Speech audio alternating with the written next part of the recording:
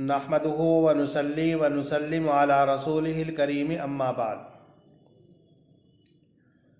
आज का उन्वान है ज़ख़ीरा अंदोज़ी करना। बुज़ुर्गान मोहतरम, अल्लाह तबारक व तआला ने इतनी बड़ी कायनात पैदा फरमाई और इस कायनात के पैदा करने का मकसद इब्तिला, आजमाइश और इम्तिहान है।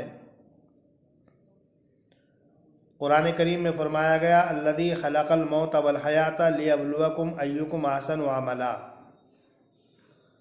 अल्लाह ने मौत और ज़िंदगी को पैदा फरमाया ताकि तुम्हारी आजमाइश करे कि तुम में कौन अच्छा अमल करता है।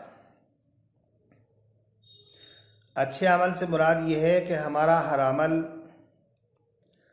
अल्लाह की रज़ा के लिए हो, उसकी खुशनुदी के लिए हो, उसको राज़ी करने के लिए हो। हमारा हर अमल अल्लाह की किताब और रसूल अकरम सल्लल्लाहु अलैहि वसल्लम की सुन्नत के मुवाफिक हो। फिर इस कायनात में जिन्नात और इंसान को पैदा फरमाया और उनकी वजह तख्लीक भी बयान कर दी गई। वमा खलक़तुल जिन्न वल इंसा इल्ला लियअबुदून, कि मैंने जिन्नात और इंसान को इसलिए पैदा किया कि वो मेरी इबादत करें, मुझे पहचानें। अल्लाह तबारक व तआला ने खुद कुरान करीम में अपना तारुफ करवाया, अपने आप को पहचानवाया। इन्नी अनल्लाह, मैं अल्लाह हूँ, ला इलाहा इल्ला अना फ़अबुदनी, मेरे अलावा किसी की पूजा नहीं की जाएगी, किसी की परस्तिश नहीं की जाएगी, किसी की इबादत नहीं की जाएगी। मेरे अलावा कोई माबूद नहीं, ला इलाहा इल्ला अना फ़अबुदनी। अल्लाह तबारक व तआला फरमाता है कि बस मेरी ही पूजा करो, मेरी ही इबादत करो। अल्लाह कौन है? अल्लाह तमाम तारीफ़ों का मुस्तहिक़ है।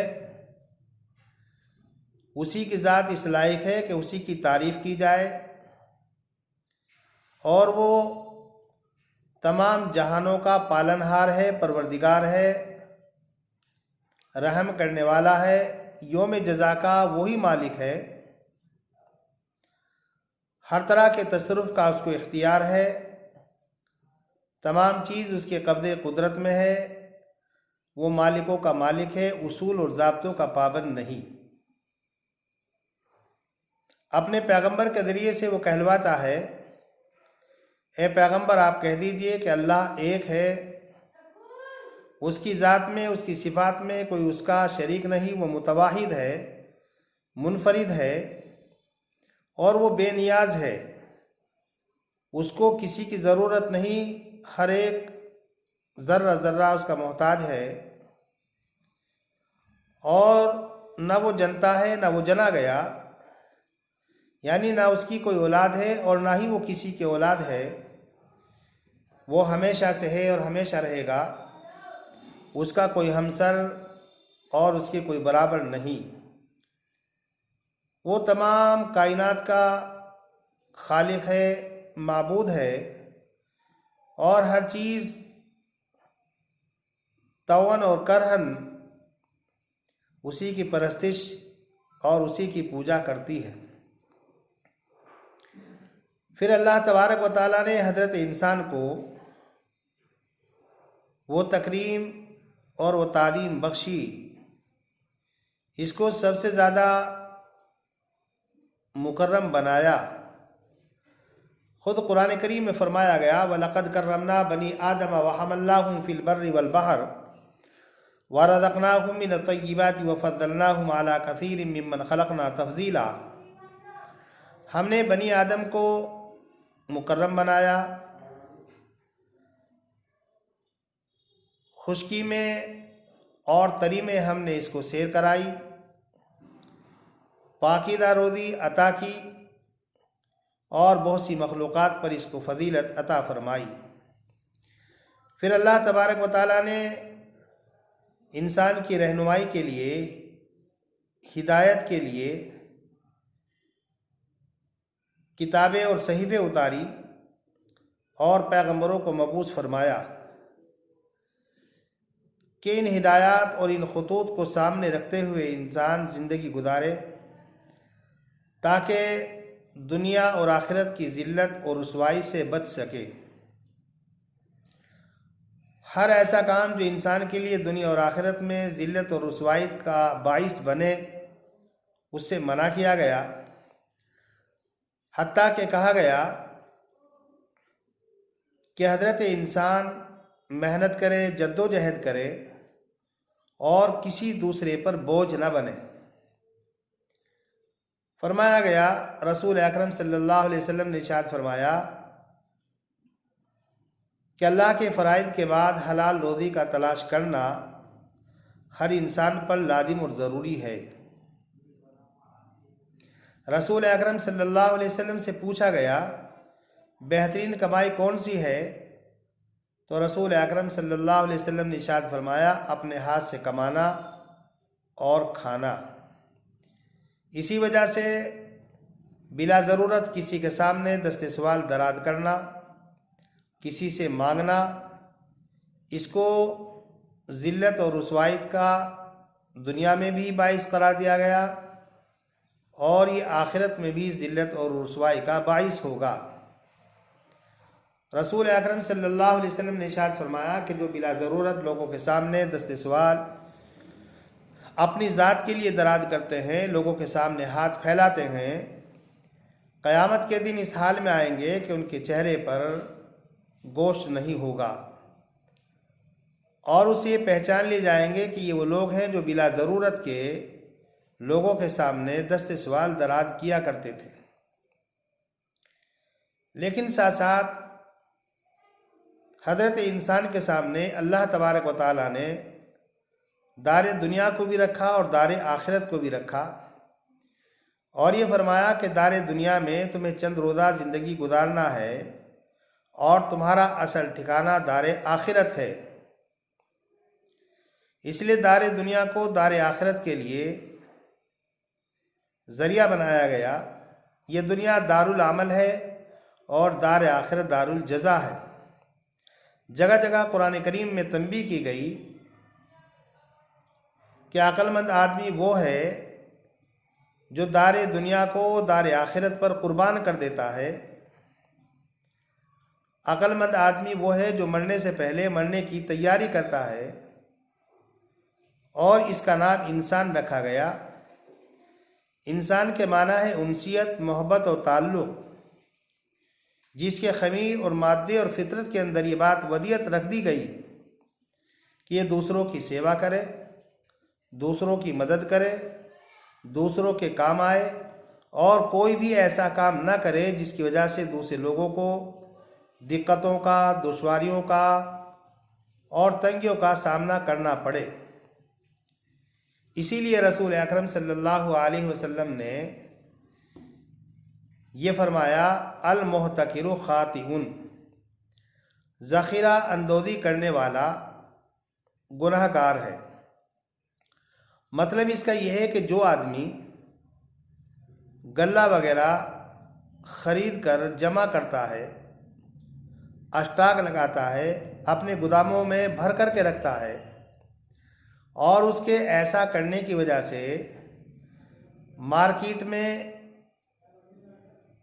वो गल्ला कम हो रहा है या ख़त्म हो रहा है, जिसकी वजह से लोगों को दिक्कतों का सामना करना पड़ रहा है, लोगों के सामने तंगी आ रही है, जानवरों को चारा नहीं मिल पा रहा है या हुकूमत ही को दुश्वारियों का सामना करना पड़ रहा है, तो ऐसा करने वालों को रसूल अकरम सल्लल्लाहु अलैहि वसल्लम ने गुनहगार करार दिया। ऐसे लोगों के लिए हुक्म यह है कि सरकार, गवर्नमेंट, अधिकारी और हुक्काम लोगों की जिम्मेदारी है कि ऐसे लोगों को आर्डर करे, हुक्म दे कि वो अपने गल्लों को लाकर मार्केट में मुनासिब दामों पर फ़रोख्त तो करे ताकि ख़ुद भी फ़ायदा उठाएं और दूसरे लोगों को भी फ़ायदा पहुँचे। यही वजह है कि अल्लाह तबारक व तआला ने कुरान करीम में बे को हलाल किया और सूद को हराम करार दिया। फरमाया गया अहल्लल्लाहुल बैअ व हर्रमर रिबा, कि अल्लाह तबारक व तआला तुम्हारे लिए बे को हलाल करता है और सूद को हराम करता है। अब जाहिर सी बात है, जब आदमी ख़रीदो फरोख्त तो करेगा, ख़ुद को भी फ़ायदा होगा और उससे दूसरे लोगों को भी फ़ायदा पहुँचेगा। दूसरी जगह फरमाया गया यमहकुल्लाहु रिबा व युर्बी सदक़ात, अल्लाह ताला सूद को मिटाता है और सदक़ात और खैरात के अंदर इजाफ़ा करता है। बुज़ुर्गान मोहतरम, ज़ख़ीरा अंदोज़ी की जो ममानियत है, गले को जमा करने से जो मना किया गया, रोका गया, इसका मकसद ये है ताकि लोगों से जुल्म को ख़त्म किया जाए और लोगों पर जुल्म ना हो। जाहिर सी बात है कि अगर लोगों को इस बात की आज़ादी होगी कि वो गले का अस्टाक करें, गले को जमा करें, ज़ख़ीरा अंदोज़ी करें और अपनी ख्वाहिश के मुताबिक जब चाहें जिस वक्त तो चाहें गले को फ़रोख्त तो करें, तो ऐसा करने से जाहिर सी बात है लोगों को तंगी का सामना करना होगा, लोगों को दुश्वारियों का सामना करना पड़ेगा और बसा औक़ात उनका ऐसा करने से हमारे जानवर, उनके लिए भी चारे की तंगी पेश आएगी। रसूल अकरम सल्लल्लाहु अलैहि वसल्लम ने इरशाद फरमाया अल जालिब मरज़ूक़, कि जो आदमी गांव से बाहर से गल्ला लाकर मार्केट में फ़रोख्त करता है, बेचता है और अपने आप को भी फ़ायदा पहुंचाता है और लोगों को भी फ़ायदा पहुंचाता है, तो ऐसे शख्स के लिए रसूल अकरम सल्लल्लाहु अलैहि वसल्लम ने बरकत की दुआ मांगी कि अल्लाह तबारक व तआला उसके रिज़्क़ को बढ़ाता है, उसके रिज़्क़ के अंदर वसअत पैदा करता है। और जो आदमी गल्ला जमा करता है, ज़ख़ीरा अंदोज़ी करता है, अस्टाक लगाता है, ताकि जब मार्केट के अंदर गल्ले की किल्लत हो, गल्ला कमी के साथ दस्तयाब हो, तो मनचाही कीमतों के साथ उस गल्ले को फ़रोख्त किया जाए और लोगों की तंगी की वजह से, लोगों की परेशानी की वजह से उनसे नाजायज़ फ़ायदा उठाया जाए, तो ऐसा करने वाले को रसूल अकरम सल्लल्लाहु अलैहि वसल्लम ने गुनाहगार करार दिया है। बुज़ुर्गान मोहतरम, हम इंसान हैं, तो इंसान होने का तकादा ये है कि हम लोगों की सेवा करें, लोगों के लिए आसानियाँ पैदा करें, लोगों के लिए रास्ते हमवार करें। ये जो ज़ख़ीरा अंदोज़ी है, जिसको अरबी में इहतिकार कहते हैं, इहतिकार का मतलब ये है आदमी माल को रोक ले, मनफ़ात को रोक ले, अमल को रोक ले या अमल करने से रुक जाए। यही वजह है कि रसूल अकरम सल्लल्लाहु अलैहि वसल्लम ने ऐसी ज़मीनें, जो ज़मीनें बंजर पड़ी हुई हो और कोई आदमी उनमें खेती करने के लिए तैयार ना हो, तो अगर कोई आदमी ऐसी बंजर ज़मीनों को आबाद करता है, उनके अंदर खेतियाँ करता है, उसके ज़रिए से ख़ुद भी फ़ायदा उठाता है और दूसरे लोगों को भी फ़ायदा पहुँचाता है, तो ऐसे शख्स की शरीयत में, मज़हब इस्लाम में मदह की गई है, तारीफ़ की गई है। बुज़ुर्गान मोहतरम, सबसे बड़ा अलमिया इस वक्त यह है कि हम लोग किब्र के अंदर मुब्तला हैं। किब्र का मतलब है हक़ का इनकार करना और दूसरे लोगों को हक़ीर समझना।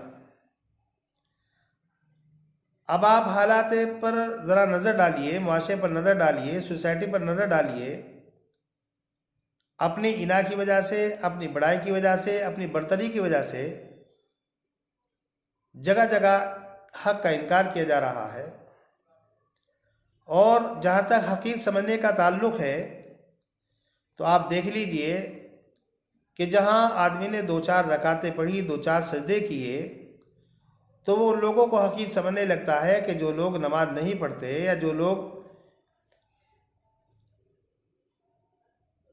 अल्लाह की इताअत और इबादत नहीं करते या कम करते हैं। हालांकि इस बात का इख्तियार नहीं कि दूसरों को हकीर समझा जाए, या जिन लोगों के पास 2-4 पैसे आ जाते हैं, थोड़ा बहुत अच्छा सा मकान बना लेते हैं, थोड़े बहुत अच्छे कपड़े पहनना शुरू कर देते हैं, तो उन लोगों के दिलों के अंदर गरीब लोगों की हकारत आ जाती है, दूसरे लोगों को जलील और हकीर समझने लगते हैं। और जो गरीब लोगों की सोसाइटी होती है वो मालदारों को हकीर और जलील समझना शुरू कर देती है, जिसकी वजह से बुजुर्गान मोहतरम हम शरीयत की खिलाफ वर्जी करते हैं, जिसका नतीजा ये निकलता है ना तो हमसे खालिक ही राज़ी हो पाता और ना हम मखलूक ही को राज़ी कर पाते हैं।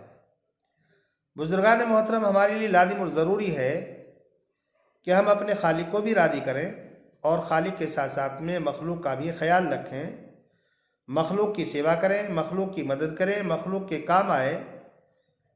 इसलिए कि हमारे दुनिया में आने का मकसद ही ये है कि हम अपने खालिक को पहचानें और अपने खालिक को राज़ी करें। और हमारा खालिक और हमारा मालिक हमसे राज़ी उस वक्त होगा जब हम उसकी अहकाम की पाबंदी के साथ साथ, मामूरात को बजा लाने के साथ साथ, ममनुआत शरिया से बाद रहने के साथ साथ मखलूक़ात की सेवा करेंगे, खिदमत करेंगे।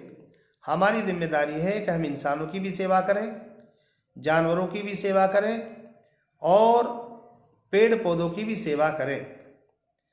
आप हज़रात को मालूम होगा कि एक औरत ने, एक फाहिशा औरत ने एक कुत्ते को पानी पिला दिया, उसकी वजह से अल्लाह ने उसको जन्नत में पहुंचा दिया। एक औरत ने बिल्ली को चूहों की वजह से बांध के रखा, खाने पीने को कुछ ना दिया, भूख की वजह से बिल्ली मर गई तो वो औरत जहन्नम में चली गई। तो जब जानवरों की सेवा करने पर और उनको मारने पर जन्नत का और जहन्नम का फैसला हो सकता है, तो अगर हम ज़ख़ीरा अंदोज़ी करके लोगों को तकलीफ़ पहुंचाएंगे, लोगों को तंगी के अंदर डालेंगे, जानवरों के चौपाए में किल्लत का हम ज़रिया बनेंगे, तो क्या हम जन्नत के अंदर चले जाएंगे? यह हमारे लिए लम्हे फ़िक्रिया है। और मज़हब इस्लाम तो एक ऐसा मज़हब है जो पेड़ पौधों की भी सेवा और खिदमत का हुक्म देता है। रसूल अकरम सल्लल्लाहु अलैहि वसल्लम ने इरशाद फरमाया, जिसने पेड़ पौधा लगाया तो जितने लोग उसके नीचे साया हासिल करेंगे, जितने लोग उस पेड़ पौधों से फ़ायदा उठाएंगे, तो उन तमाम के आमाल का अजर व सवाब उनको तो मिलेगा ही, लेकिन पेड़ पौधे लगाने वालों को भी मिलेगा। रसूल अकरम सल्लल्लाहु अलैहि वसल्लम ने इरशाद फरमाया, जिस आदमी ने खेती की और उससे गल्ला उगा और जो खेत में दाने पड़े रह जाते हैं, जो जानवर उन दानों को वहाँ से उठाते हैं, अपना पेट भरते हैं, तो खेती करने वाले के नामाए आमाल में सदक़े का सवाब लिखा जाएगा।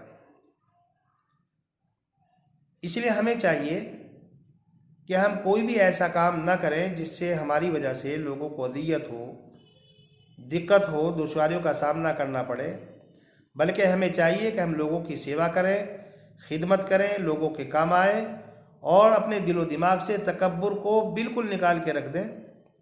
और तकब्बुर का मतलब यही है कि हक़ का इनकार किया जाए, दूसरों को हक़ीर समझा जाए। आज से हम इस बात का तहिया करें कि इंशाअल्लाह जहाँ पर हक़ होगा, जिसके साथ हक़ होगा, हम वहाँ पर होंगे, वहाँ पर रहेंगे। और कोई आदमी किसी भी तरह का है, बहरहाल अल्लाह का बंदा है, अल्लाह की मखलूक है, हमें उसको कमतर समझने की, जलील समझने की, हक़ीर समझने की कोई इजाज़त नहीं। हम सब अल्लाह के बंदे हैं, अल्लाह की मखलूक है। हम एक दूसरे की सेवा करें, एक दूसरे की मदद करें।